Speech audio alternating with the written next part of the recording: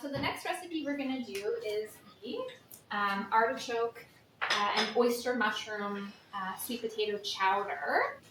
This is one of my favorite recipes. I love it so much. I love mushrooms. And it's actually a take on a chowder that my dad used to make. Yeah, he used to make, it was a clam chowder, but this one we're using oyster mushrooms instead. And then this is coming from my cookbook, the Long Table Cookbook. And we've added to that recipe, so we're going to be adding some chickpeas, just to give, again, an oomph of protein as well. Yeah, and so in terms of, oomph of protein. I'm going to steal a few. I love we often make up our own words. Yeah, that's great. I always say when I'm about to blend something else, I will put it in the blender to zhuzh it up, and I'm like, yes, that is a proper culinary term. There we go. Okay, so in terms of our mise en place, we have some oyster mushrooms. These are my absolute favorite. Usually, any sort of chowder is either potato based and seafood, or just potato based. So the oyster mushrooms are kind of giving that seafood-esque texture, and how we utilize them, or how we prepare them, is we just kind of give them a little tear, and they simulate kind of a clam-like texture. Again, for those people who maybe are allergic to seafood or are not into seafood, this is a great replacement for that. And then of course we have our mirepoix. We've got onions, celery, and carrots. And then we've what I like to refer to as flavor country, which is thyme and garlic. Again, something that I highly, if you can tolerate it, obviously if people have taste aversions, you'll take and add what you want in terms of herbs and spices. But in this particular case, we're using thyme and garlic. If you wanted it to be more bland, you obviously remove the thyme. Completely depends on where you're at. But I find overall, if you can handle a little bit of spice, that this is a really good one, especially when you're going through treatment. It's comforting, it's cozy. We have the extra protein in there. Yeah, okay. And then after that, we're going to be adding a little bit of. Can I start adding this? Yes, please. Yeah. Yep. The mirepoix. You can go. So it's hard for me to let someone else. He's got it. He's got it under control. Yeah, it's not me over there. Yeah. So I'm usually just a one-woman show, so it's so nice to have a registered dietitian and another chef with me. And then we're going to add an orange vegetable. I talked about it being one of the things that you maybe want to try to include every day. Good source of beta carotene. And then we'll add in some artichokes, which are a good source of inulin fiber. Inulin fiber, yeah, which is like a prebiotic. Which is, I'm not going to get into the prebiotics, but we did do a segment on it. Yeah. So I think it was November. So you can see our demo from that. Feeds the beneficial bacteria that already exists in the gut. So we're just going to saute those out until fragrant. And the mushrooms can go in after? Yeah, so just saute the mirepoix out a little bit, and then once you start to smell like kind of the garlic and the thyme, you can then add the mushrooms. So I have a question for the audience, and I know we want to do the cookbook. I wonder could this be the question? Yeah, we can do the question. Yeah. First giveaway. Just because we've talked a lot about the colorful fruits and vegetables, right? And Amy talks about getting your orange ones, and we talked about in the Caesar salad, in the salad we talked about the greens, the different colored greens, and how it's important to get red and stuff. So who knows why we encourage color? Is it, okay. Oh. Why do we use rainbow? I didn't even finish the question. Yeah. Okay, yes. Why do we eat the rainbow? Why do we eat all sorts of I'm colors? sorry, I'm super. So eating like a rainbow is what I was taught in the wellspring. Yes. Yeah. Yes. And also they also told us that not a single food in the world can just be nutritious enough to make you healthy. You need to have the across the board. Exactly. Across the board. Eat kale, breakfast, lunch, and dinner. That's not. I mean, that's not. Kale is good for you, but it's not good for your overall health. Yeah. Do you know why we want you to have the colors? Do you know what's in it? Well, there's different vitamins. Different vitamins. Each color group, you'll get a bit. They'll have what C or D or E. So it gives you a whole cross section of all the vitamins that you can. Yeah, vitamins and minerals. And then there's one other thing that, yes? Beta carotene. Beta carotene, yeah. So we mentioned, so what is beta carotene? For eyes, yeah, it's good for your eyes. Phytonutrients. Yeah, yeah. So, yay. So the answer was phytonutrients. That was a big one. I was going to accept, just the color is connected to the phytonutrient, which is different than the vitamins and minerals, and they can help reduce they can block cancer-producing substances. So the orange, the beta carotene is the phytonutrient in the orange vegetable. In the green, we have indoles. No, do we have indoles in there? Like glycosylate. Yeah, I think. Whoa.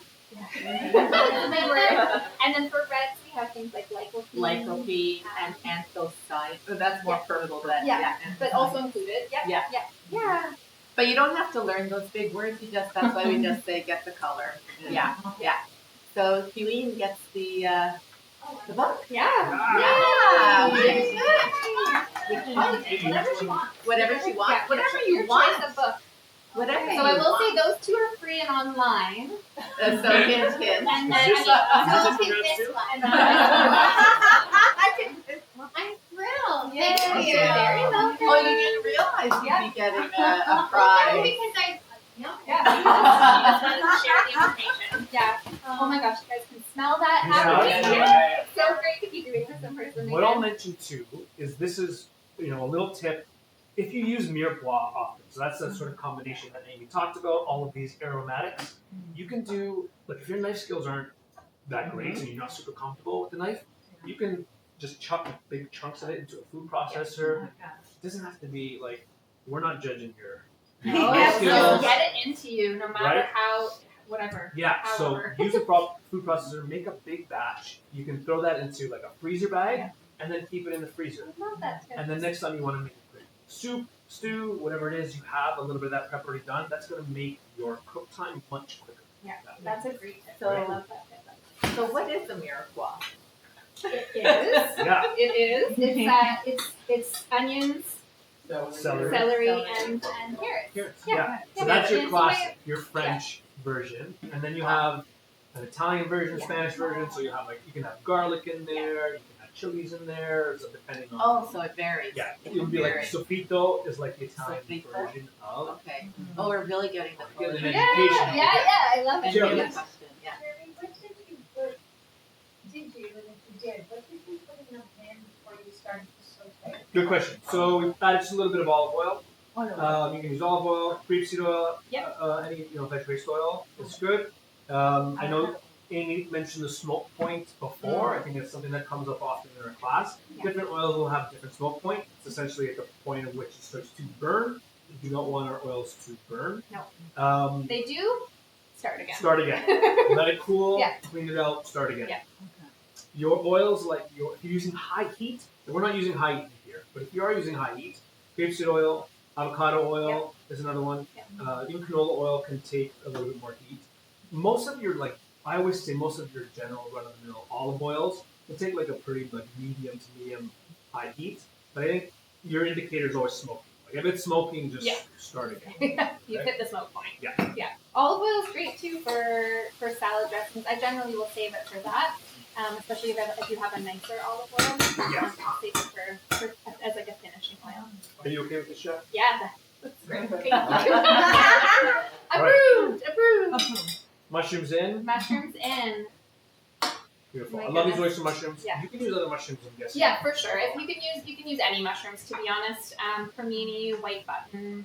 Using a wide variety of mushrooms is also great as well. Yeah. So mushrooms have wonderful nutrients in them too, and I guess it depends on your price point, but you can also find now the vitamin D enhanced Yes. mushrooms.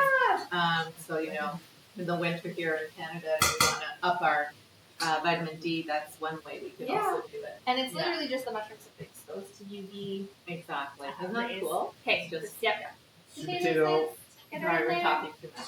Any potato, sweet potato, I guess. Again, Yeah, sticking in that any purple chowder. potato, whatever you wanted to do. For this one it calls for both white and sweet potato. I personally like just a sweet potato in this, but if you're wanting a traditional chowder, white potato is what's generally used. Okay. Liquid. And then we'll do some stock. So this is where, again, use veg stock, chicken stock if you have or whatever. We're going more plant-based, so we're going for veg stock. One thing I always say as well is like no one's expecting to make 2-3 hour stock from scratch every single time. If you want to, amazing. Yeah. But they have like very convenient products that you can utilize as well. They have like no sodium, low sodium stocks. Yeah. I'm sure even with just water to start as a liquid. Yep. You can There's use so much water flavor. as well. One of my tips that I often provide while I'm prepping is keeping all the scraps. So scraps of the carrots, scraps of the celery, the onions, even the onion skins if they're clean and unblemished, garlic skins if they're clean and unblemished, and then I will throw all of that into a pot and then fill it with water, bring it to a boil, reduce it to a simmer, and then I'll just let it simmer for about a half hour. You can throw a bay leaf in there, you can throw some peppercorns, a thyme stem, a basil stem, and then you have your own homemade stock. Obviously strain it and then season it as needed, and then you have your own homemade stock. And if you're not going to make stock right then, you can put all of that in a resealable bag in the freezer for a day when you do want to make stock. And it's free, low sodium, and nutrient dense. And I'm assuming that's in your books. It is in the book. There you go. It talks about how to make your own homemade stock. perfect. Yeah. Perfect. Oh, and so in the long table book. it's In the long table. Yep. Was there a question? Yes. I have a question if you can share some information about the use of salt and the types of salt that you like to use in this type of Yeah, that's a Question. great question I get regularly. Yes. So repeat the question. Oh, was yes. about salt. Types of salt. Types of salt. Okay. Yeah. So in terms of if we're talking sodium content, salt is salt is salt is salt. And it just whatever you happen to have on hand. I oftentimes will use the iodized salt because it adds iodine to whatever you're cooking. And if you're not eating, if you don't live on the coast and eat a lot of seafood, you're not necessarily eating as much iodine. So that's generally the one that I go with in terms of cooking. If I'm garnishing something like a little flaky sea salt, I'll use like a Malden, like a fancy salt. I'll save that for those sorts of situations. But in terms of nutritional advantages, salt is salt is salt. Salt is salt. Yeah. So it's still the same amount of sodium in it. Same. For me, I like a textured salt, so I would lean towards a kosher, but that's just personal preference. And I think to Amy's point, go with what you enjoy. I like to have that feel so that I sort of get a better sense of maybe how much I'm adding. So I just like a kosher salt, but again. And then usually price like- point. Yeah. Right. Yeah. So we're adding coconut milk to add a little bit of richness. I love this. So this is in Yes. lieu of cream, but use whatever you prefer. But yeah, adds like that creaminess that chowders generally have. So the thing you put in is the coconut milk. That's correct. I see it is crunchy. What is It's not inside? smooth. Oh, that's just the when you open up a can of coconut milk, the Oh. solids the fat will Oh. settle at the top. Yeah. Yeah. As they stir it, it'll sort of Okay. dissipate. Yeah, and then we'll put in some You have chickpeas. keen eyes here. Yeah, I love it. I love all the questions. And then we're gonna add some chickpeas. You could use white beans as well. Yeah. Any beans, honestly. I wouldn't put black beans in here. The profile is not. It wouldn't be great. But lentils would also work. But yeah, white Just want to show beans, you the chickpeas. you can see without spilling it, tilting it. Oh. You have like the chowder, that sort of chowder feel. Yeah, with the oyster mushrooms. Lovely. Amazing. And then we're just gonna bring this to a simmer, and then we'll season as we see fit. So salt and pepper, and then garnish with a little bit of parsley. And serve it with some, multigrain, like whole grain bread of your choice. Oh. Yep, there she is. Love it. Yes. So we talked a little bit about getting more plant protein in. Yes. But the question I also asked Amy is like sometimes people say they don't tolerate beans that well. That's That they get a bit more gassy or digestive issues. So how do you approach that with your class? Yeah, in terms of For your cooking, people. in terms of cooking tips that I provide. So if you are cooking them from scratch or from dry, making sure that you're soaking them for at least 2 days in advance, and then swapping out the water in between those days. They're so much more affordable if you are buying them from dry.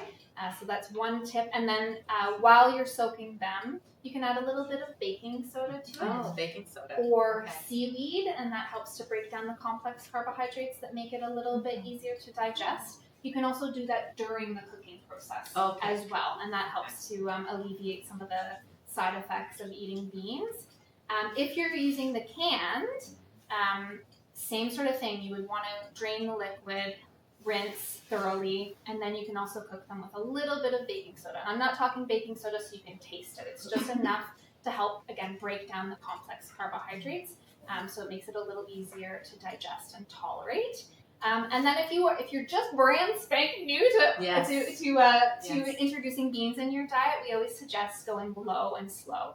So include a little bit more, maybe in a chowder or in a soup or a stew, and then slowly, as you gain tolerance to that amount, then just increase the amount that you're utilizing. And they can be used in everything. Like, it doesn't have to be savory. It could also be sweet, like black bean brownies exist for a reason. Black bean brownies. Is that in any of your books? That one's not, but there is a chickpea blondie. Oh, chickpea. And they're good. Blondie. Yeah. Oh, yeah. yeah. Reading endorsement there. Yeah, they're delicious.